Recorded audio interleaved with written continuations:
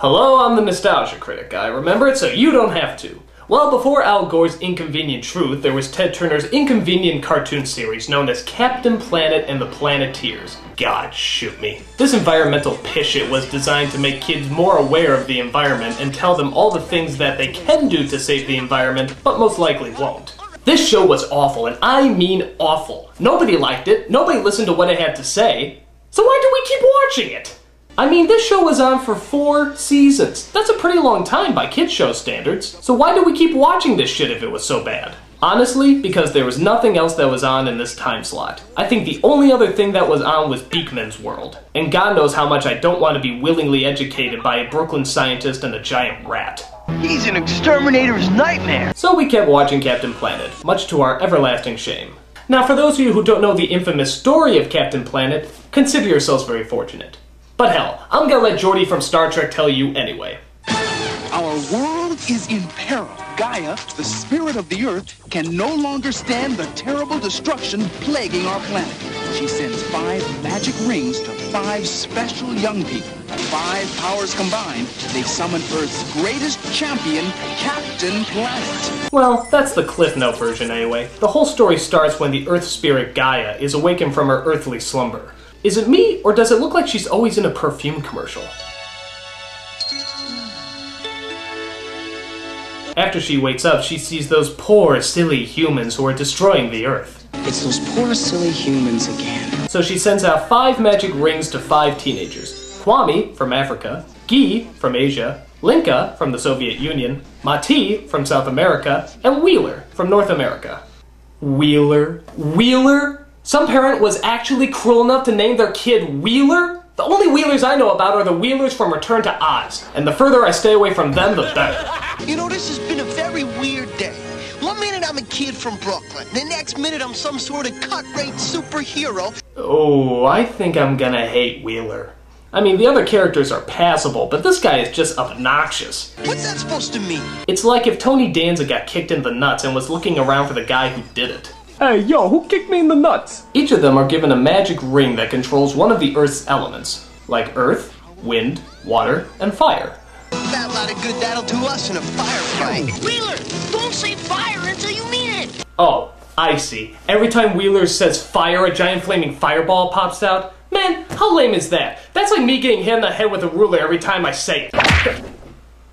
What, I get hit in the head with a ruler every time I say... Okay, I guess I'm not gonna say ruler. But what about Mati? What's his magic power?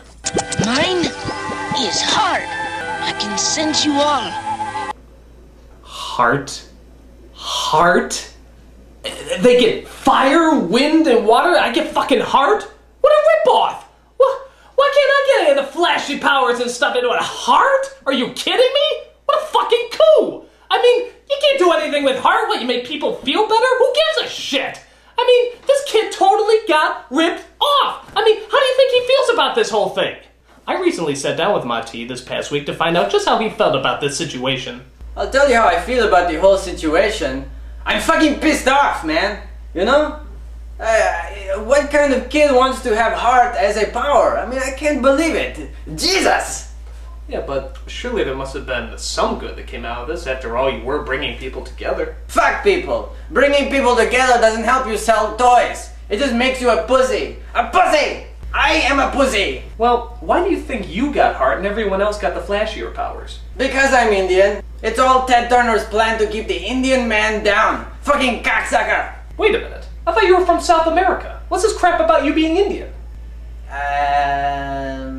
You're not the real Mati, are you? The thing about that is, heart! Oh! Fucking Indian! I am nothing but trouble. I mean, how is heart even supposed to work? You just say heart and all of a sudden people feel better? Give me a break. I mean, look at this thing. Are you telling me that this little thing is actually supposed to make people feel better? I see. What? Wrong ring.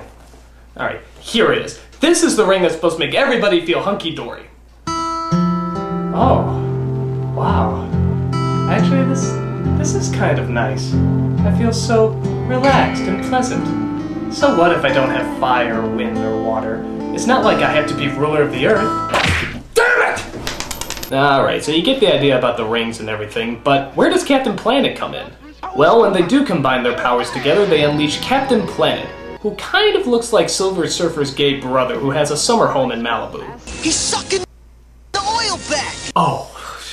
Guess I better make like the wind and blow. Captain Planet's main job is to save the Earth while also making as many horrible puns as possible. And now I'm gonna rain on your parade. It's time to tie up this loose end. You do know smoking's bad for your health. Nothing like a wild ride to get rid of an old flame. Time to branch out. I'm feeling fine. How about you? It's worse than I thought. I know what you're saying to yourself. Please tell me that there's something that can kill him. Well, thank heavenly God there is. Captain Planet's only weakness is, you guessed it, pollution. You drown him in oil, smoke, or toxic waste, and he goes down like a government bill to save the rainforest. The only way to save him is to clean him off so he can regenerate from the sun. Oh great, he's a solar-powered Captain Planet. You know, they always sound great until the payment plans come in. We'll see about that. Seriously though, how hard is it just to throw toxins on a person? This shit's easier to find than kryptonite. So you might be asking yourself, what kind of villains does Captain Planet fight anyway? Well, of course, it's rotten billionaire tycoons who want to do nothing but pollute the world. All except Ted Turner, of course. He is Jesus. And of course, they all have those traditional cosmopolitan names, like Hoggish Greedly, Verminous Scum, and Sly Sludge. Seriously, would you ever do business with a person named Sly Sludge? It's like marrying a woman named Nasty McSpends Money. It just has bad news written all over it. Please, go away.